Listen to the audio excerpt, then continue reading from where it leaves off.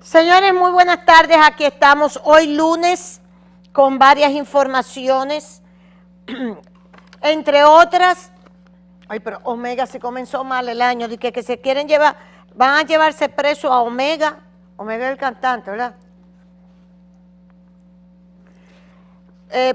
Contra cantante, la policía pide orden de arresto contra cantante Omega por tiroteo en discoteca de Santiago. Púnchalo por aquí, hazme el favor.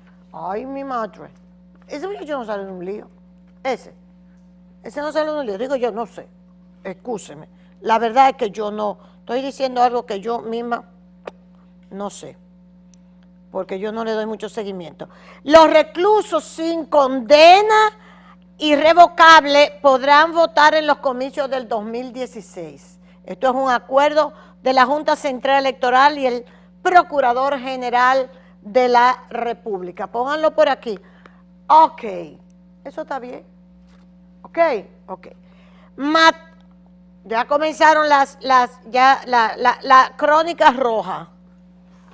Ay, ni cuánta cosa.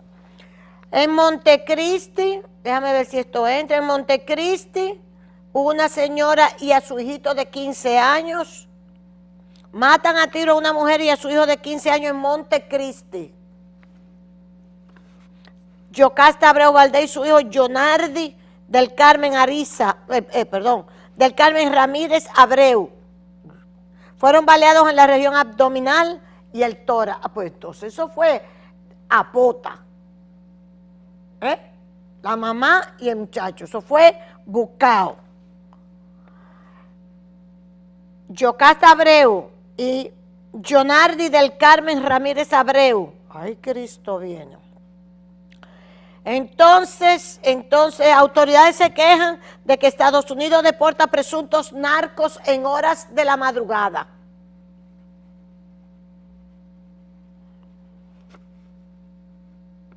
El presidente se fue para la cumbre de Veracruz. Yo no sé a qué, porque esas cumbres no sirven para nada. La cumbre iberoamericana, ¿para qué han servido? Para nada. Y ahora, ¿cómo está México? En este momento en que México está como está, que le hicieron vender la casa a la esposa de Peña Nieto, que le dicen la gaviota, porque ella dice que trabajó en una telenovela, una mujer muy bella, y ella era la gaviota en la telenovela, y ahora le dicen la gaviota, y ha tenido que vender la Casa Blanca, por los vínculos que hacían con los cuartos, que esa casa costó $7 millones, que se fue a través de uno de los beneficiados de los que Peña Nieto beneficiaba, bla, bla, bla, bla, bam, bam. Un sacerdote, Fray Santiago Batista, dijo que la iglesia defenderá el derecho a la vida cuantas veces sea necesario. Bien. Yo no voy a hablar de eso. No voy a hablar de eso, porque ya. Protestan en Mao luego que un comerciante fuera apuñalado, supuestamente por un haitiano.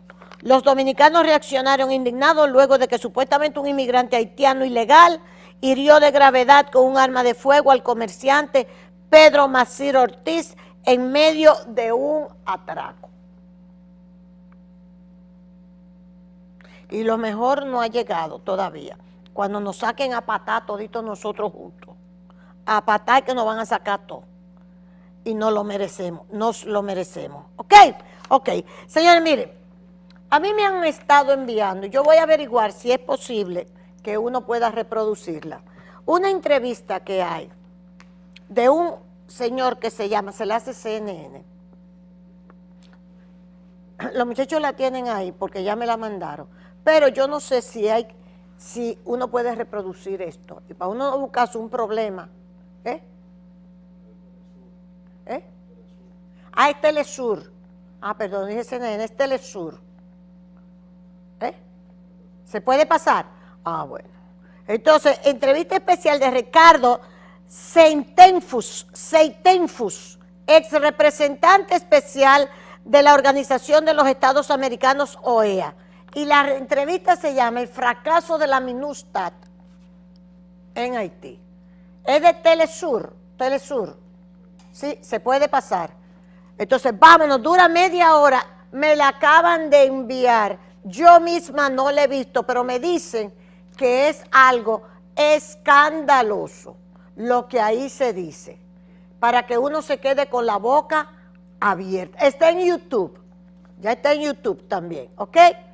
Entonces vámonos con esa entrevista que yo la voy a ver también sentada aquí porque yo no la he visto. Adelante pues.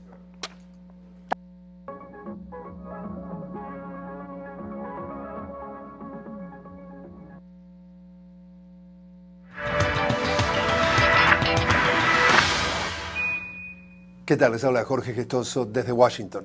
Bienvenidos a este programa especial en el que estaremos hablando con el profesor Ricardo Seitenfuss, quien fuera representante especial del secretario general de la OEA en Haití y jefe de la misión de la OEA en Haití, quien en su nuevo libro, Haití, Dilemas y Fracasos Internacionales, hace revelaciones explosivas del comportamiento de la comunidad internacional en ese país caribeño. Profesor Ricardo Seitenfuss, una cálida bienvenida al programa. Gracias, Jorge.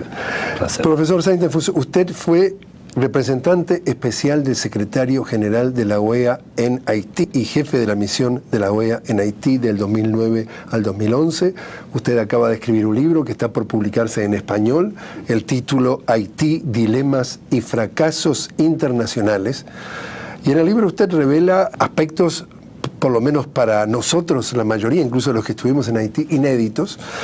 Usted en su libro describe una reunión el día de las más recientes votaciones presidenciales, que fue el 28 de noviembre del 2010, en la cual participó, dentro de los que estaban en esa reunión, Edmond Mulet, que era el jefe de la MINUSTAH. La MINUSTAH es la misión de estabilización de las Naciones Unidas en Haití, quien, según usted reporta, quería sacar del poder del gobierno al presidente René Préval y mandarlo al exilio. Y usted dice textualmente, describiendo esa reunión, y leo sus palabras, dice lo que decía Mulet: acabo de hablar con Préval informándole que un avión va a estar a su disposición para irse del país, a más tardar en 48 horas, es decir, el martes 30 de noviembre.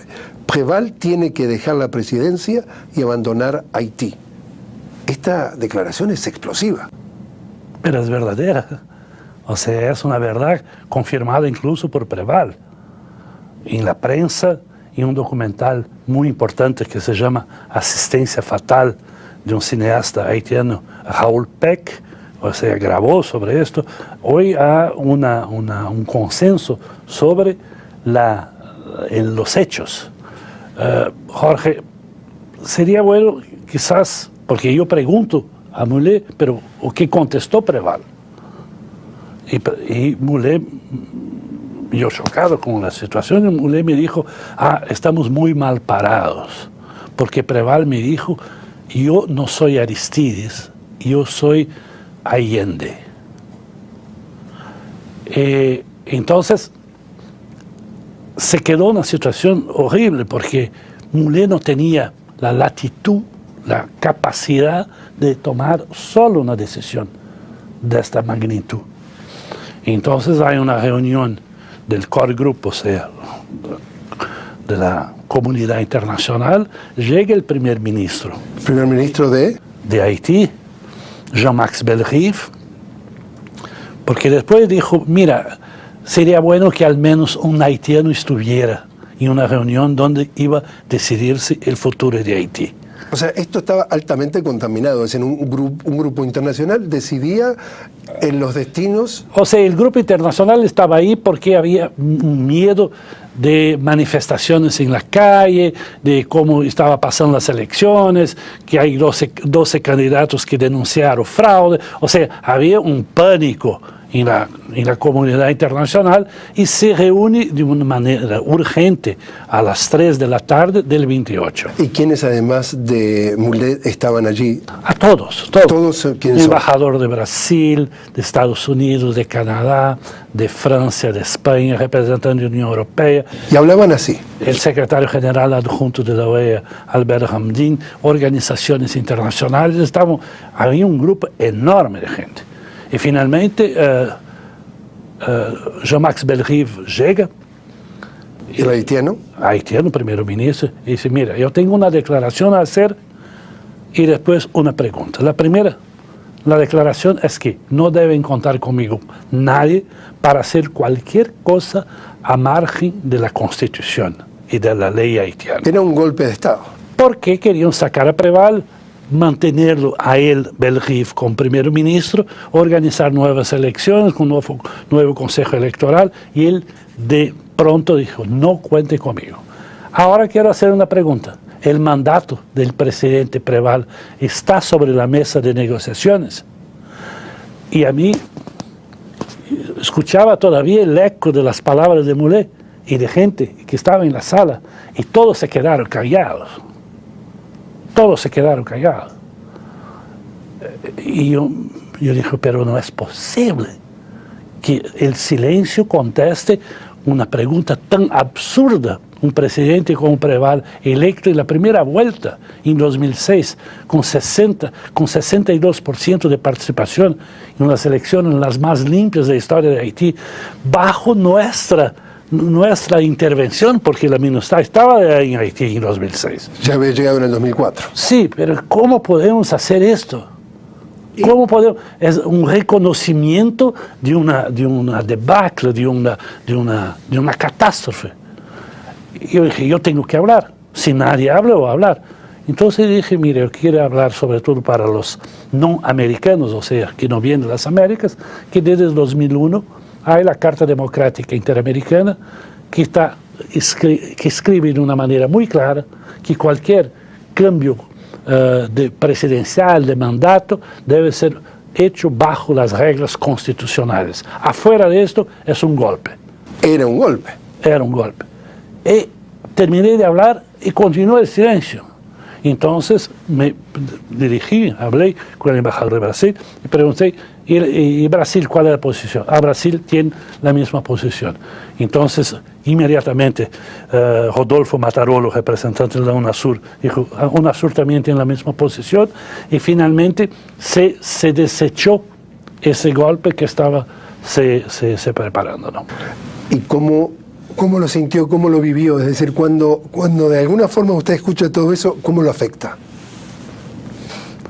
Para mí, primero, fue una inmensa sorpresa, ¿no? Porque jamás en las discusiones internacionales hablamos de hacer un golpe contra un presidente, nuestro presidente, electo democráticamente en la primera vuelta.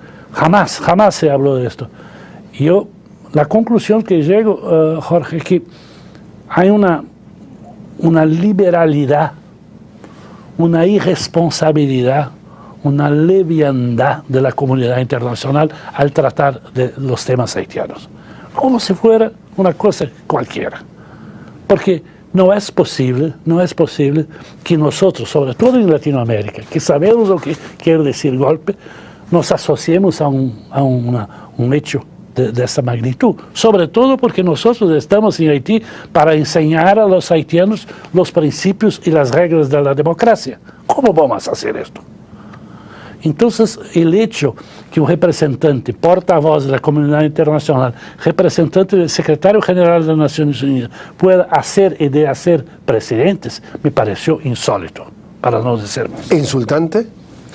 Por supuesto para nosotros, ¿no? Para toda la labor que se hace, para la construcción de una democracia en un país extremadamente fragilizado, dividido, trastornado, chocado con el terremoto que se mencionó.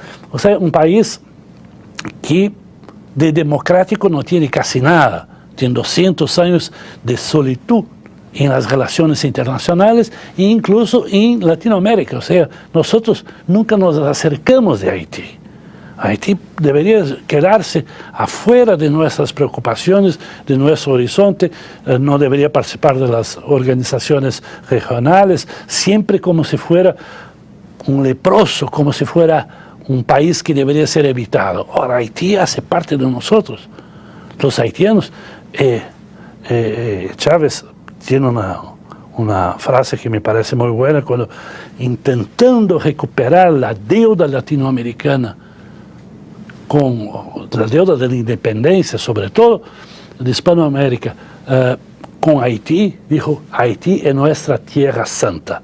Yo creo que esta expresión tierra santa debería estar en las almas de todos los latinoamericanos con Haití. Y terminar con, y después quizás hablemos de eso, terminar con la presencia militar de asiáticos, de africanos, de todo en Haití. Es vergonzoso, Jorge, vergonzoso que nosotros no tengamos condiciones, medios financieros, económicos, políticos, sobre todo voluntad política para hacer con que el problema de Haití sea primero los haitianos y después de nosotros, de las Américas. Pero esto yo creo que es un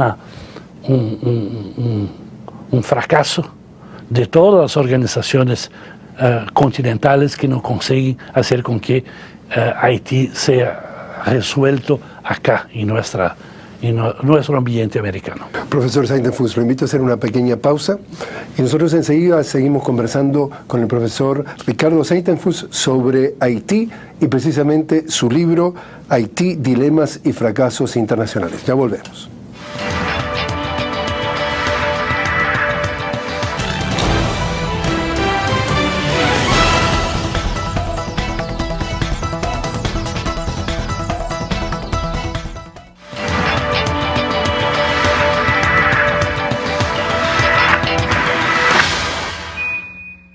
Continuamos hablando con el profesor Ricardo Saintenfus sobre Haití y su libro Haití, Dilemas y Fracasos Internacionales. Profesor Saintenfus, precisamente hablando de esa elección, esa votación del 28 de noviembre del 2010, usted en su libro dice, respecto al recuento de votos, dice, una forma maquiavélica en la, comillas, misión recuento de votos de la OEA, aseguró que ningún candidato pudiera tener más de 225 votos, aún cuando el promedio de votantes registrados era de 460 en cada puesto de votación. Y usted dice en su libro textualmente, dice, la misión aplicó el innovador método al candidato Jude Celestin, desestimando aquellas urnas en las que obtuvo 225 o más votos. Para mantener las apariencias, decidieron eliminar algunos de los votos de Mirlan Manigat y Michel Martelly. Así, 13.830 votos fueron eliminados de Manigat y 7.150 de Martelly, mientras que Jude Celestin vio desaparecer 38.541 votos, o el 60% de todos los votos eliminados. Cuéntenos esto porque nos parece inaudito. Sí, además, ¿y cómo no se llegaba a este punto?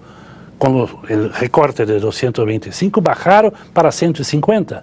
Así, no 149, venir 151, porque querían una cosa. ¿Qué querían? Querían cambiar el candidato que estaba en tercer puesto para el segundo y que estaba en el segundo al tercer, punto. Querían poner Martelly el segundo puesto y querían sacar a Jude Celestin. Nada más. ¿Y por qué sacar a Jude Celestin? Había muchas razones. Pero fácilmente, ¿cómo decirlo? Porque fuera el candidato de Preval. Sería el sucesor del actual presidente, que ya lo habían querido derrocar.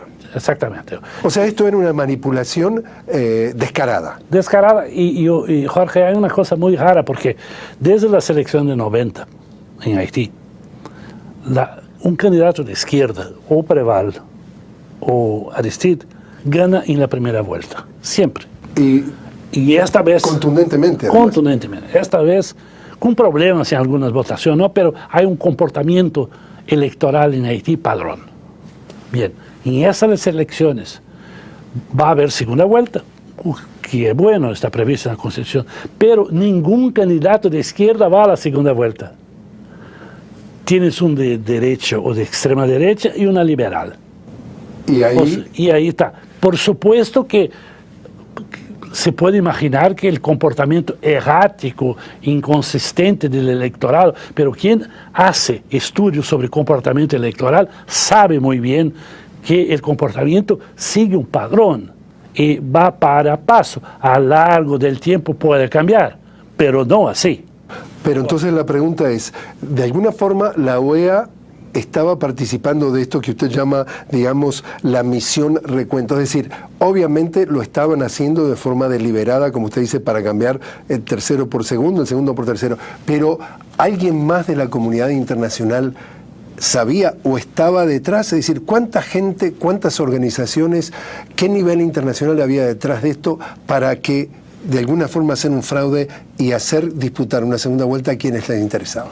No, de hecho son los estados, ¿no? Estados Unidos, Canadá, Francia, los más influyentes que tomaron esta decisión. Lo tomaron. Sí.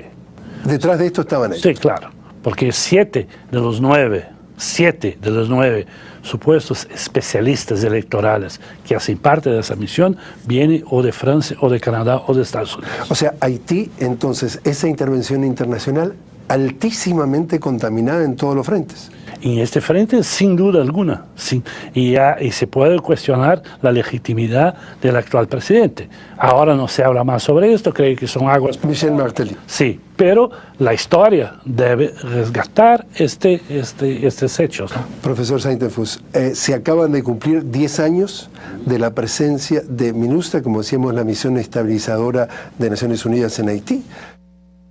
¿Qué hacen las Naciones Unidas? ¿Qué hacen los cascos azules en una situación que no es de guerra? Es muy difícil cuando tú eres militar, soldado, entrenado para matar y te vas a un país como Haití, donde no hay adversario, no hay enemigo, no hay guerra. ¿Injustificado? La guerra es la hambre, es la ignorancia, el analfabetismo, la desesperanza. Esa es la verdadera guerra. Déjeme interrumpirlo allí con un dato que usted mismo me hablaba en la vez anterior que tuvimos oportunidad de conversar. 80% de desempleo, 50% de la población vive con $1 o menos por día, 50% de la población vive con $2 o menos por día. A ese nivel. A este nivel. Y entonces, la MINUSTAH, su conclusión en 10 años de allí. Yo creo que hubo dos fases. La primera, dos partes, la primera hasta el terremoto. En fines de 2009 estamos discutiendo un modelo de salida de crisis, o sea, para terminar con la presencia militar extranjera en Haití. El terremoto cambia todo. Y vamos, en vez de, yo pensaba, ahora sí vamos, incluso la madre naturaleza está diciendo, los problemas de Haití son socioeconómicos, pero no. O que hicieron los países, a empezar con Estados Unidos, enviar más tropas. ¿Como negocio? Como negocio, como después las ONGs, pero sobre todo hay el miedo, un miedo atávico de Haití. Haití es peligroso. ¿Miedo a qué o de qué? Desde la época de la independencia, Jorge. Desde la época de la independencia, los haitianos cometieron un pecado. ¿El pecado original? ¿Qué fue? Que no se puede perdonar, que imaginar que los hombres son iguales independientemente de la raza, imaginar que tenía que terminar con la esclavitud, imaginar que debería terminar con el colonialismo. Esta osadía de los haitianos hasta hoy no fue perdonada. Y usted precisamente me decía en la vez anterior que conversamos que, digamos, ese pecado original fue que fueron los esclavos que se independizaron, a diferencia de todo el resto en América Latina, y la primera vez. Y usted dice que ha sido fuente de inspiración esa independencia, esa liberación, por ejemplo, de Simón Bolívar. Sin duda, más que inspiración, a Miranda y Bolívar, y hoy los libros de historia empiezan a reconocer, puede buscar ayuda en 1816 de Pétion, el presidente de Haití, que armó, que equipó, que emprestó 300 combatientes cuando entró por la segunda vez y consiguió la independencia de Venezuela.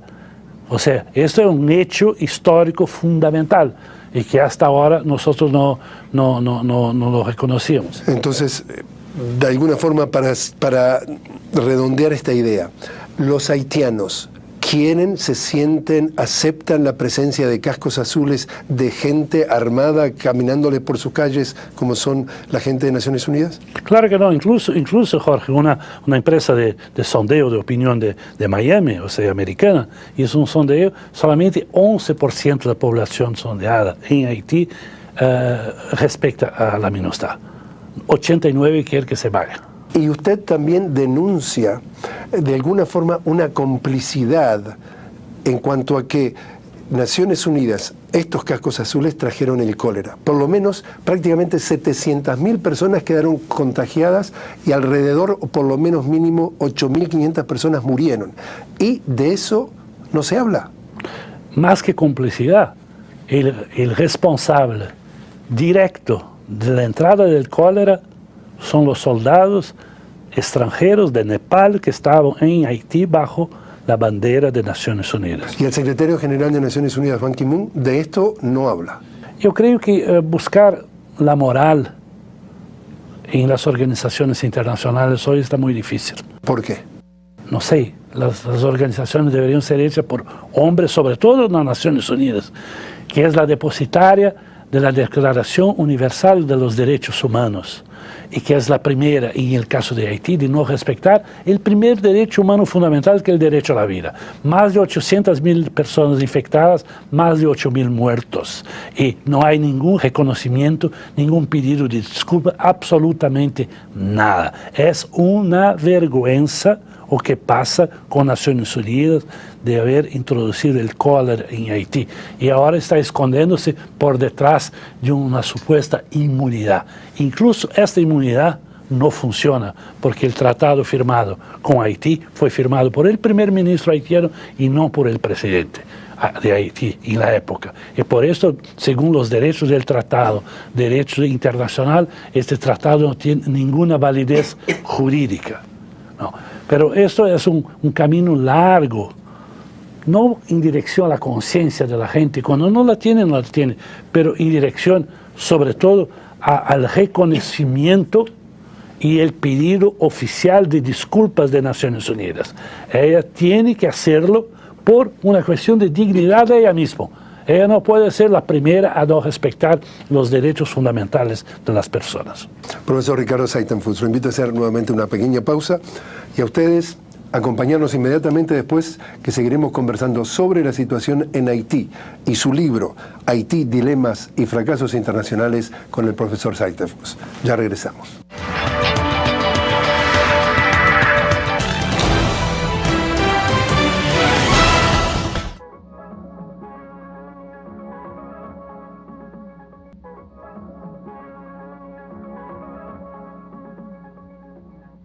Bien, señores, mañana le vamos a terminar la entrevista del señor Ricardo Zaitenfuss, que nos faltó un poco de tiempo porque todavía faltan como algunos 15 minutos de la entrevista, a donde este señor, ex representante especial de la OEA,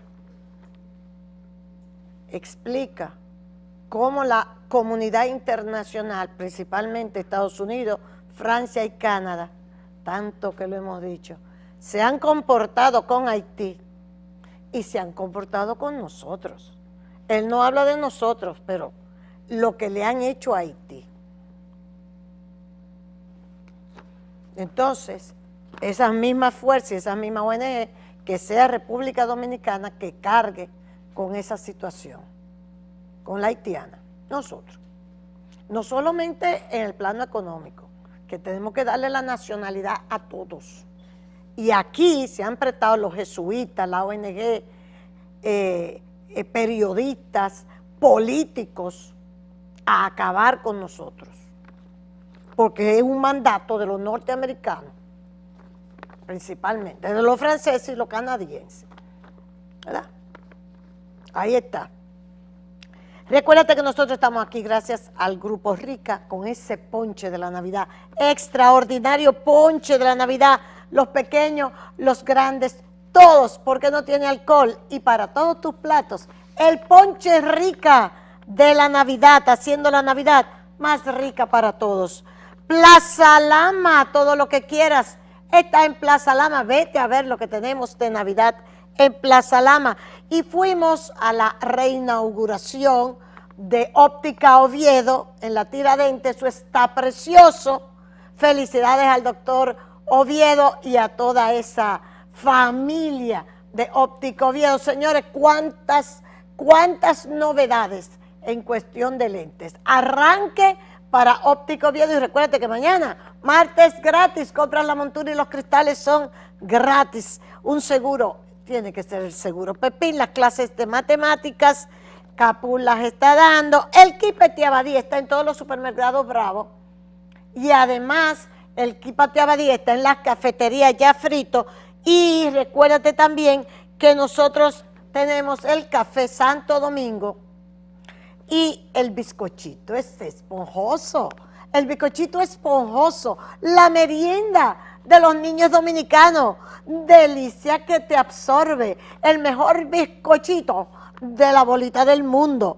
Y nosotros tenemos también que anunciarles que el café Víctor Jara, librería, arte, cultura, donde se venden libros viejos y nuevos, tiene cafetería, juegos de mesa, ajedrez, dominó, go, cartas, clases de ajedrez, todo eso, talleres educativos, salas de reuniones, calle Estrelleta, 205 en Ciudad Nueva, y ahí está el teléfono en el café Víctor Jara. Bueno, señores, ya no nos queda más tiempo. Mañana le vamos a terminar la entrevista y muchísimas gracias por estar con nosotros esta tarde.